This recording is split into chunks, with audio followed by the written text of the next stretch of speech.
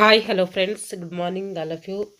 MRL study studio ಚಾನಲ್ಗೆ ತಮಗೆಲ್ಲರಿಗೂ ಸ್ವಾಗತಿಸುತ್ತೆ.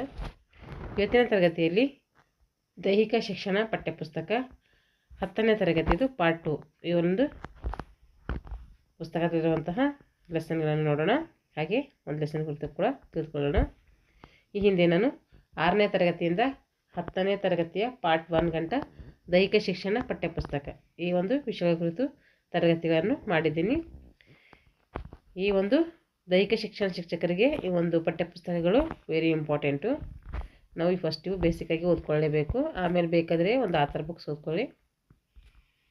ಇವಾಗ 10ನೇ ತರಗತಿಯ ಪಾರ್ಟ್ 2 ಒಂದು ಮುಗಿಸಿದರೆ ನಮಗೆ ಏನಾಗುತ್ತೆ, ಸಂಪೂರ್ಣವಾಗಿ ಪಠ್ಯಪುಸ್ತಕಗಳು ಮುಗಿದೋಗಿರ್ತವೆ. ನೋಡಿರಿ, ಇದರಲ್ಲಿ ಬೇಸಿಕ್ಗೆ ಆಗಿ ನಾವು ಒಂದು ಲೆಸನ್ಗಳು ಓದ್ಕೊಂಡ್ರೆ ನಮಗೆ ಯೂಸ್ ಆಗ್ತೈತೆ. ಇಲ್ಲೇನಿದೆ ಪರಿವಿಡಿ ಒಂದು ಪಾರ್ಟ್ 2 ಅಲ್ಲಿ ಅಂತಂದರೆ ಹ್ಯಾಂಡ್ಬಾಲ್ ಇದೆ. ಹ್ಯಾಂಡ್ಬಾಲ್ ತಾತ್ವಿಕ ಮತ್ತು ಪ್ರಾಯೋಗಿಕ ಇದೆ, ಅಂದರೆ ಥಿಯರಿನೂ ಇದೆ, ಪ್ರಾಕ್ಟಿಕಲ್ಲು ಇದೆ. ಬಾಸ್ಕೆಟ್ಬಾಲ್ ಥಿಯರಿ ಇದೆ, ಪ್ರಾಕ್ಟಿಕಲ್ ಇದೆ. ಬ್ಯಾಡ್ಮಿಂಟನ್ ಥಿಯರಿ ಇದೆ, ಪ್ರಾಕ್ಟಿಕಲ್ ಇದೆ. ಚಕ್ರ ಎಸೆತ ಇದನ್ನು ಪ್ರಾಕ್ಟಿಕಲ್ಲು ಥಿಯರಿ ಎರಡೂ ಇದೆ. ಧ್ಯಾನ ಇದನ್ನು ಕೂಡ ಥಿಯರಿ ಇದೆ, ಯೋಗಾಸನ ಪ್ರಾಕ್ಟಿಕಲ್ ಇದೆ. ಆರೋಗ್ಯ ಶಿಕ್ಷಣ ಇದರಲ್ಲಿ ಸಾಂಕ್ರಾಮಿಕ ರೋಗಗಳು ಅಂತ ಬರ್ತವೆ, ಇದು ಕೂಡ ಥಿಯರಿ ಇದೆ. ತಾಳಬದ್ಧ ಚಟುವಟಿಕೆಗಳು, ಸ್ವರಕ್ಷಣಾ ತಂತ್ರಗಳು ಬರ್ತವೆ ಇದರಲ್ಲಿ, ಇದ್ರ ಬಗ್ಗೆ ತಿಳ್ಕೋಬೇಕು. ರಾಷ್ಟ್ರೀಯ ಭಾವೈಕ್ಯತೆ, ಇದರಲ್ಲಿ ರಾಷ್ಟ್ರೀಯ ಭಾವೈಕ್ಯತೆ ಮತ್ತು ರಾಷ್ಟ್ರೀಯ ಭಾವೈಕ್ಯತೆ ಒಂದೇ ಮಾತ್ರ ಎರಡು ಕೂಡ ಥಿಯರಿ ಇದೆ. ಹಾಗೆ ತಾಳಬದ್ಧ ಚಟುವಟಿಕೆಗಳು, ಮನೋರಂಜನಾ ಆಟಗಳು ಬರ್ತವೆ ಇದರಲ್ಲಿ, ಇದು ಕೂಡ ಪ್ರಾಕ್ಟಿಕಲ್ ಇದೆ, ಥಿಯರಿ ಇಲ್ಲ ಇದು. ಇವತ್ತಿನ ತರಗತಿಯಲ್ಲಿ ನಾನು ಗುಂಪು ಆಟಗಳಲ್ಲಿ ಹ್ಯಾಂಡ್ಬಾಲ್ ಬಗ್ಗೆ ತಿಳ್ಕೊಳ್ಳೋಣ. ಈ ಹ್ಯಾಂಡ್ಬಾಲ್ ನಾವು ಏನು ತಿಳ್ಕೊತೀವಿ ಅಂತಂದರೆ, ಹ್ಯಾಂಡ್ಬಾಲ್ ಆಟಗಾರರ ಪರಿಚಯ ತಿಳ್ಕೊತೀವಿ. ಯಾಕೆಂದರೆ ಇದ್ರ ಬಗ್ಗೆ ಹಿಸ್ಟ್ರಿ ಎಲ್ಲ ನಾವು ಹಿಂದಿನ ತರಗತಿಯಲ್ಲಿ ಅಂದರೆ 8ನೇ ತರಗತಿಯಲ್ಲಿ ನೋಡ್ಕೊಂಡಿದ್ದೀವಿ. ಯಾರು ಹಿಸ್ಟ್ರಿ ಬೇಕೋ ಅವರೆಲ್ಲ ಏನು ಮಾಡಿ ಅಂದರೆ ಆ ಒಂದು ತರಗತಿಗಳನ್ನು ವೀಕ್ಷಿಸಿ, ಇಲ್ಲಾಂದರೆ ನಿಮ್ಮ ಹತ್ರ ಬುಕ್ಸ್ ಇದ್ದರೆ ಓದ್ಕೊಳ್ರಿ. ವಿವಿಧ ಹಂತಗಳಲ್ಲಿ ನಡೆಯುವಂತಹ ಪಂದ್ಯಾವಳಿಗಳು ಈ ಒಂದು ವಿಷಯಗಳ ಕುರಿತು ಈ ತರಗತಿಯಲ್ಲಿ ನಾವು ತಿಳ್ಕೊಳ್ತೀವಿ. ಹಿಂದಿನ ತರಗತಿಯಲ್ಲಿ ಹ್ಯಾಂಡ್ಬಾಲ್ ಆಟದ ಇತಿಹಾಸ ತಿಳ್ಕೊಂಡಿದ್ದೀವಿ, ಅಂಕಣದ ಪರಿಚಯ ತಿಳ್ಕೊಂಡಿದ್ದೀವಿ, ಅಳತೆಗಳು, ಉಪಕರಣಗಳ ಪರಿಚಯ, ಸಾಮಾನ್ಯ ನಿಯಮಗಳು, ರಾಜ್ಯ ಹಾಗೂ ರಾಷ್ಟ್ರ ಮಟ್ಟದ ಸಾಧನೆಗಳು ಮತ್ತು ಕ್ರೀಡಾ ಪ್ರಶಸ್ತಿಗಳು ಈ ಎಲ್ಲ ಕುರಿತು ನೋಡಿದ ಹಿಂದಿನ ತರಗತಿಯಲ್ಲಿ ತಿಳ್ಕೊಂಡಿದ್ವಿ. ಅಂದರೆ 8 ಮತ್ತು 9ನೇ ತರಗತಿಯಲ್ಲಿ ಈ ಎಲ್ಲ ವಿಷಯಗಳ ಕುರಿತು ತಿಳ್ಕೊಂಡಿದ್ವಿ. ಈಗ ಪ್ರಸ್ತುತ ಪಾಠದಲ್ಲಿ ಏನು ಮಾಡ್ತಾ ಇದ್ದಾರೆ ಅಂದರೆ, ಹ್ಯಾಂಡ್ಬಾಲ್ ಆಟದ ಅಂತಾರಾಷ್ಟ್ರೀಯ ಕ್ರೀಡಾಪಟುಗಳ ಬಗ್ಗೆ ಪರಿಚಯ ಮಾಡ್ತಾ ಇದ್ದಾರೆ ಹಾಗೂ ವಿವಿಧ ಹಂತಗಳಲ್ಲಿ ನಡೆಯುವಂಥ ಪಂದ್ಯಾವಳಿಗಳ ಕುರಿತು ಅಧ್ಯಯನವನ್ನು ಈ ಒಂದು ಲೆಸನ್ನಲ್ಲಿ ನಾವು ಮಾಡ್ತೀವಿ. ಈಗ ಅಂತಾರಾಷ್ಟ್ರೀಯ ಕ್ರೀಡಾಪಟು ಟಾಲೆಂಟ್ ದೊಶೆಬೋ ಇವರು ಒಬ್ಬರು ಅಂತಾರಾಷ್ಟ್ರೀಯ ಹ್ಯಾಂಡ್ಬಾಲ್ ಕ್ರೀಡಾಪಟು ಆಗಿರ್ತಾರೆ. ಇವರು ರಷ್ಯಾ ದೇಶದವರು. ಇವರು ಜೂನ್ 2, 1968ರಲ್ಲಿ ಜನಿಸ್ತಾರೆ. 1992ರಲ್ಲಿ ಒಲಿಂಪಿಕ್ಸ್ನಲ್ಲಿ ಬಂಗಾರದ ಪದಕ ಪಡ್ಕೊಳ್ತಾರೆ. ಈ ಒಂದು ಪಂದ್ಯಾವಳಿಯಲ್ಲಿ 47 ಗೋಲ್ಗಳೊಂದಿಗೆ ಅತಿ ಹೆಚ್ಚು ಗೋಲ್ ಗಳಿಸಿದ ಆಟಗಾರ ಈ ಟಾಲೆಂಟ್ ದೊಶೆಬೋ ಆಗಿರ್ತಾರೆ. ಇವರು ಆ ಪಂದ್ಯಾವಳಿಯ ಕನಸಿನ ತಂಡದ ಆಟಗಾರರಾಗಿ ಏನು ಮಾಡ್ತಾರೆ, ಆಯ್ಕೆಯಾಗಿರ್ತಾರೆ. ಅಂದರೆ ಆ ಒಂದು ಪಂದ್ಯಾವಳಿಯಲ್ಲಿ ಏನು ಮಾಡ್ತಾರೆ, ಇವರು ಹೀಗೆ ಗೆಲ್ಲಬೇಕು ಅನ್ನುವಂಥ ಒಂದು ಕನಸನ್ನು ಕಂಡಿರ್ತಾರೆ. 1 ವರ್ಷದ ನಂತರ ವಿಶ್ವ ಚಾಂಪಿಯನ್ಶಿಪ್ ಸ್ಪರ್ಧೆಯಲ್ಲಿ ಏನು ಮಾಡ್ತಾರೆ, ಇವರು ಬಂಗಾರದ ಪದಕವನ್ನು 1993ರಲ್ಲಿ ಗೆದ್ದು ರಷ್ಯಾ ದೇಶದ ಏನಾಗಿರ್ತಾರೆ, ಇವರು ಆ ಒಂದು ತಂಡದ ಆಟಗಾರರಾಗಿರ್ತಾರೆ. ನಂತರ ಇವರು ಸ್ಪೇನ್ ದೇಶದ ನಾಗರಿಕತ್ವವನ್ನು ಪಡಿತಾರೆ, ಅಂದರೆ ಪೌರತ್ವ ಅಲ್ಲಿಂದ ಪಡ್ಕೊಳ್ತಾರೆ. ಎಲ್ಲಿದು, ಸ್ಪೇನ್ ದೇಶದ. ಸುಮಾರು 10 ವರ್ಷಗಳ ಕಾಲ ಸ್ಪೇನ್ ರಾಷ್ಟ್ರೀಯ ಹ್ಯಾಂಡ್ಬಾಲ್ ತಂಡದ ಸದಸ್ಯರಾಗಿ ದೇಶವನ್ನು ಕೂಡ ಪ್ರತಿನಿಧಿಸ್ತಾರೆ. 2 ಒಲಿಂಪಿಕ್ ಕಂಚಿನ ಪದಕಗಳನ್ನು ಹಾಗೂ ಯುರೋಪಿಯನ್ ಚಾಂಪಿಯನ್ಶಿಪ್ನಲ್ಲಿ 1 ಬೆಳ್ಳಿಯ ಪದಕ ಮತ್ತೊಂದು ಕಂಚಿನ ಪದಕ ಗಳಿಸ್ತಾರೆ. ಇವರು ಒಮ್ಮೆ ಚಾಂಪಿಯನ್ಶಿಪ್ ಪಂದ್ಯಾವಳಿಯ ಆಟಗಾರ ಪ್ರಶಸ್ತಿ ಕೂಡ ಈ ಒಂದು ಟಾಲೆಂಟ್ ದೊಶೆಬೋ ಅವರು ಪಡ್ಕೊಳ್ತಾರೆ. ಇವ್ರ ಬಗ್ಗೆ ಎಷ್ಟು ತಿಳ್ಕೊಬೇಕು ನಾವು. ಈಗ ಜಾಕ್ಸನ್ ರಿಚರ್ಡ್ಸನ್ ಇವರು ಫ್ರಾನ್ಸ್ ದೇಶದವರು. ಯಾವ ದೇಶ ಅಂತ ಕೇಳ್ತಾರೆ, ಫ್ರಾನ್ಸ್ ದೇಶದವರು. ಇವರು ಫ್ರಾನ್ಸಿನಲ್ಲಿ ಏನು ಮಾಡ್ತಾರೆ, ಜೂನ್ 4, 1969ರಲ್ಲಿ ಜನಿಸ್ತಾರೆ.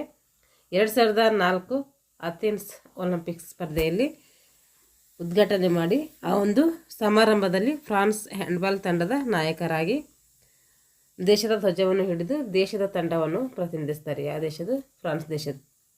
2 ಬಾರಿ ಫ್ರೆಂಚ್ ಲೀಗ್ನ ಅಂದರೆ 1994, 1996 ವಿಜೇತರು ಮತ್ತು 2 ಫ್ರೆಂಚ್ ಕಪ್ ಅಂದರೆ 1993, 95ರಲ್ಲಿ 2 ಫ್ರೆಂಚ್ ಲೀಗ್ನ ಪಂದ್ಯ ಕೂಡ ಆಡ್ತಾರೆ. ಇವರು ಫ್ರೆಂಚ್ ಕಪ್ ಕೂಡ ಪಡ್ಕೊಳ್ತಾರೆ.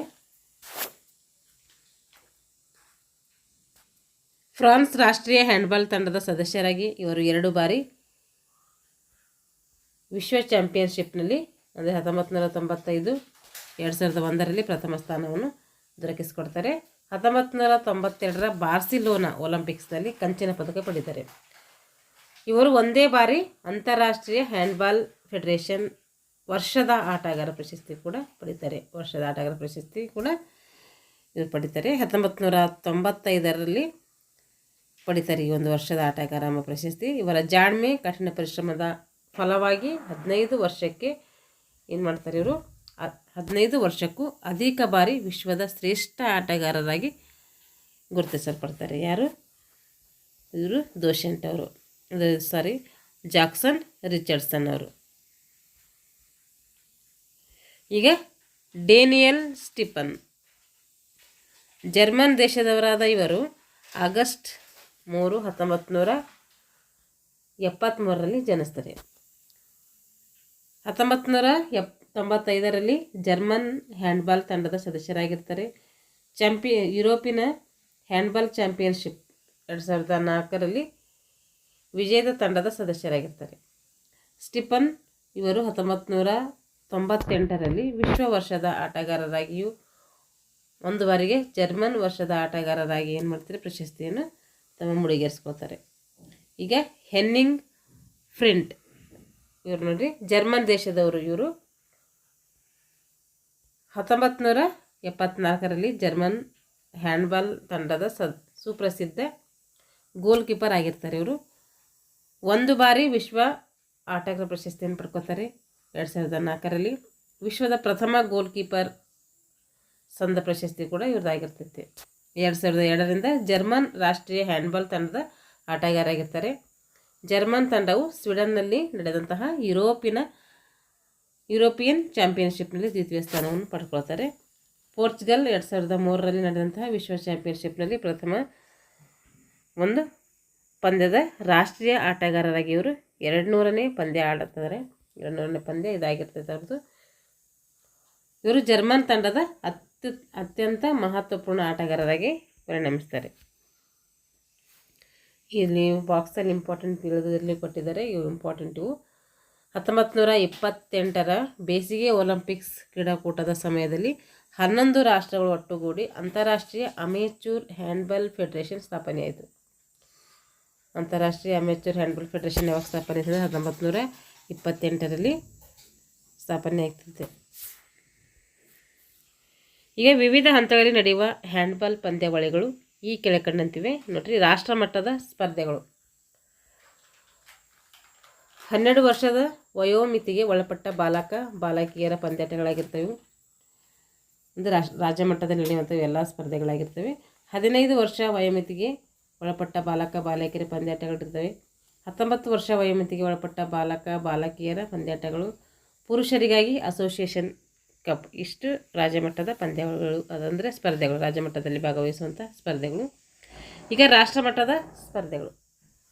ಇಲ್ಲಿ ಸೀನಿಯರ್ ನ್ಯಾಷನಲ್ ಚಾಂಪಿಯನ್ಶಿಪ್ ಇರ್ತೈತೆ, ಫೆಡರೇಷನ್ ಕಪ್ ಇರ್ತೈತೆ, ಅಂತರ್ವಲಯ ಅಂದರೆ ಇಂಟರ್ ಝೋನಲ್ ಚಾಂಪಿಯನ್ಶಿಪ್ ಇರ್ತೈತೆ. ಇಷ್ಟು ರಾಷ್ಟ್ರಮಟ್ಟದ ಸ್ಪರ್ಧೆಗಳು. ಈಗ ಅಂತಾರಾಷ್ಟ್ರೀಯ ಮಟ್ಟದ ಸ್ಪರ್ಧೆಗಳು ಯಾವಿರ್ತವೆ ನೋಡ್ರಿ. ಇಲ್ಲಿ ಸಾರ್ಕ್ ದೇಶಗಳ ಪಂದ್ಯಾವಳಿ, ಕಾಮನ್ವೆಲ್ತ್ ಚಾಂಪಿಯನ್ಶಿಪ್ ಅಂದರೆ ಸೀನಿಯರ್ ಮತ್ತು ಜೂನಿಯರ್ 2 ವಿಭಾಗದಲ್ಲಿ ಇರ್ತೈತೆ. Asian championship, Asian games, junior ಮತ್ತು ಸೀನಿಯರ್ ಪುರುಷ ಮತ್ತು ಮಹಿಳೆಯರ ವಿಶ್ವ ಪಂದ್ಯಾವಳಿ. ಇಷ್ಟು ಅಂತಾರಾಷ್ಟ್ರೀಯ ಮಟ್ಟದಲ್ಲಿ ನಡೆಯುವಂಥ ಸ್ಪರ್ಧೆಗಳಾಗಿರ್ತವೆ. ಈಗ ಈ ಒಂದು ಹ್ಯಾಂಡ್ಬಾಲ್ನ ಆಟಗಾರರ ಏನು ನೋಡ್ಕೊಂಡಿವಲ್ಲ, ಇವಾಗ ಅಂತಾರಾಷ್ಟ್ರೀಯ ಆಟಗಾರರ ಬಗ್ಗೆ ಅವ್ರ ಮೇಲೆ ಪ್ರಶ್ನೋತ್ತರಗಳ ಮೇಲೆ ಬಿಡಿಸೋಣ. ಖಾಲಿ ಬಿಟ್ಟಿರುವ ಸ್ಥಳಗಳನ್ನು ಸೂಕ್ತ ಪದಗಳಿಂದ ತುಂಬಿರಿ. ಡೇನಿಯಲ್ ಸ್ಟಿಫನ್ ಇವರು 1 ಬಾರಿ ಡ್ಯಾಶ್ ಪ್ರಶಸ್ತಿ ಪಡೆದರು. ಜರ್ಮನ್ ರಾಷ್ಟ್ರದ ಆಟಗಾರ ಪ್ರಶಸ್ತಿ ಪಡ್ಕೊಳ್ತಾರೆ. ಡೇನಿಯಲ್ ಸ್ಟಿಫನ್ ಅವರು ಜರ್ಮನ್ ದೇಶದ ಆಟಗಾರ ಪ್ರಶಸ್ತಿ ಪಡ್ಕೊಳ್ತಾರೆ. ಜರ್ಮನ್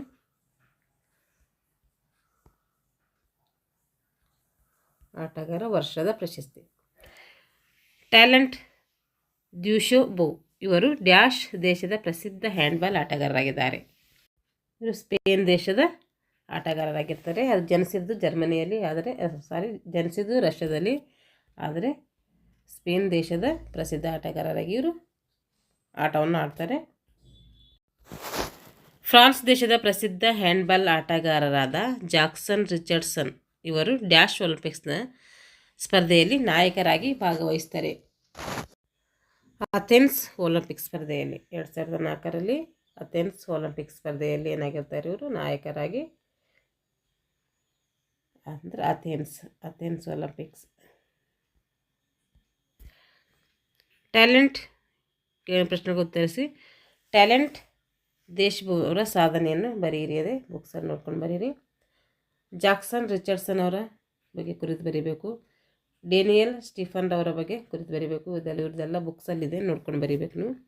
ರಾಜ್ಯ ಮಟ್ಟದಲ್ಲಿ ನಡೆಯುವ ಹ್ಯಾಂಡ್ಬಾಲ್ ಪಂದ್ಯಾವಳಿಗಳಿದೆ ಹಾಗೂ ರಾಷ್ಟ್ರ ಮಟ್ಟದಲ್ಲಿ ನಡೆಯುವಂಥ ಹ್ಯಾಂಡ್ಬಾಲ್ ಪಂದ್ಯಾವಳಿಗಳು, ಯಾವುದಾದ್ರೂ 4 ಅಂತಾರಾಷ್ಟ್ರೀಯ ಮಟ್ಟದ ಹ್ಯಾಂಡ್ಬಾಲ್ ಸ್ಪರ್ಧೆಗಳು, ಇವೆಲ್ಲವೂ ಕೂಡ ದೀರ್ಘವಾದ ಉತ್ತರಗಳಾಗಿರ್ತವೆ. ಅದಕ್ಕೋಸ್ಕರ ನೀವು ಟೆಕ್ಸ್ಟ್ ಬುಕ್ ನೋಡಿಕೊಂಡು ಬೇಕಾಗಿದ್ದರೆ ನೋಟ್ಸ್ ಮಾಡ್ಕೊಳ್ರಿ. ಮುಂದಿನ ತರಗತಿಯಲ್ಲಿ ಮುಂದಿನ ಒಂದು ಲೆಸನ್ನೊಂದಿಗೆ ಮತ್ತೆ ಭೇಟಿಯಾಗೋಣ ಅಂತ ಹೇಳ್ತಾ ಇಲ್ಲಿಗೆ ಈ ತರಗತಿಯನ್ನು ಮುಗಿಸ್ತಾ ಇದ್ದೀನಿ. ಎಲ್ಲರಿಗೂ ಧನ್ಯವಾದಗಳು.